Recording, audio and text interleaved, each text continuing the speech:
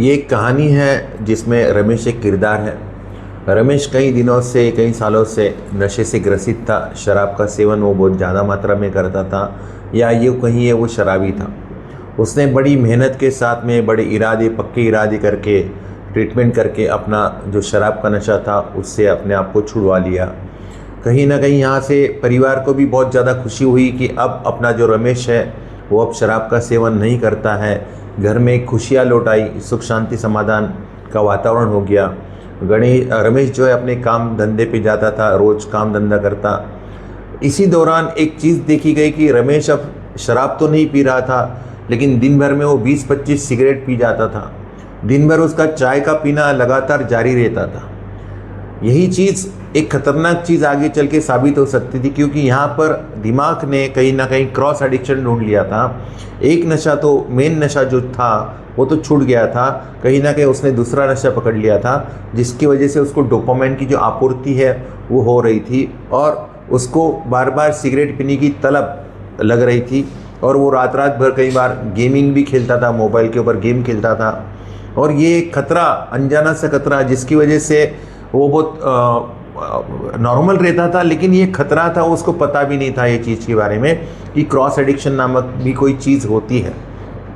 एक दिन ऐसे ही उसके ऑफिस में कुछ हो जाता है, कुछ वाद विवाद हो जाता है, जहाँ पर उसका सिगरेट, चाय या उसका गेमिंग, जो अलग डोपामाइन लेवल जहाँ से मिल रहा था उसको, वो काम नहीं कर रहा था। और इसी दौरान उसने नशे का सेवन कर लिया, अपनी दारू को फिर से चालू कर दिया। दारू चालू होने के बाद जो उसका रिलैप्स हो गया और उसके बाद वो बहुत ज़्यादा कष्ट में चला गया, फिर से हार गया। ये जो सिलसिला है वो ये है कि भाई आदमी अपना मेन नशा तो बंद कर देता है और उस नशे से मिलने वाला जो डोपामाइन है वो पाने के चक्कर में कहीं ना कहीं वो दूसरी ऐसी हैबिट लगा लेता है, जैसे गेमिंग करना, सिगरेट पीना, या बहुत ज़्यादा चाय पीना, या यहाँ तक कि पॉर्न का वीडियोस देखना। कहीं ना कहीं वहाँ से उसको डोपामाइन की आपूर्ति होती है। इसमें आदमी नशा तो, जो बेसिक नशा है वो तो नहीं कर रहा है, लेकिन डोपामाइन का जो स्तर है वो कहीं ना कहीं इन चीज़ों की वजह से चल रहा होता है। रिलैप्स का खतरा आपके पीछे पीछे दौड़ रहा हो। ये जो डोपामाइन की आपूर्ति इन चीज़ों की वजह से हो रही है वो कहीं ना कहीं एक खतरे की घंटी होती है। ये डोपामाइन का जो कमी है वो पूरी करने के लिए आदमी एक्सरसाइज कर सकता है, योगा कर सकता है, हेल्दी हैबिट्स लगा सकता है, जहाँ पर वॉकिंग है, ब्रिस्क वॉक है, जॉगिंग है। ऐसी आदतें आप अपने जीवन में लगा सकते हो जिसके कारण आपका डोपामाइन नेचुरल तरीके से बढ़े। ये जो सिगरेट पीना या चाय अति मात्रा में पीना, और परिवार को सिगरेट और चाय से कोई आपत्ति भी नहीं है।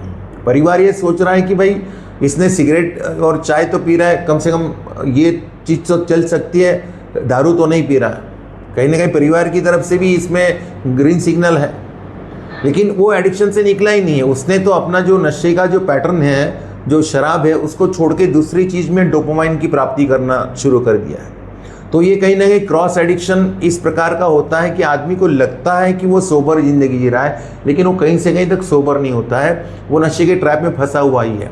और इसमें एक चीज़ जो खतरा, वो आपके जीवन में जब भी अप्स एंड डाउन्स आएंगे, आप फिर से आपके पुराने नशे के पास जाने की संभावना बहुत ज़्यादा है। तो ये क्रॉस एडिक्शन का खतरा हमेशा याद रखिए। आज के लिए इतना ही। नमस्कार।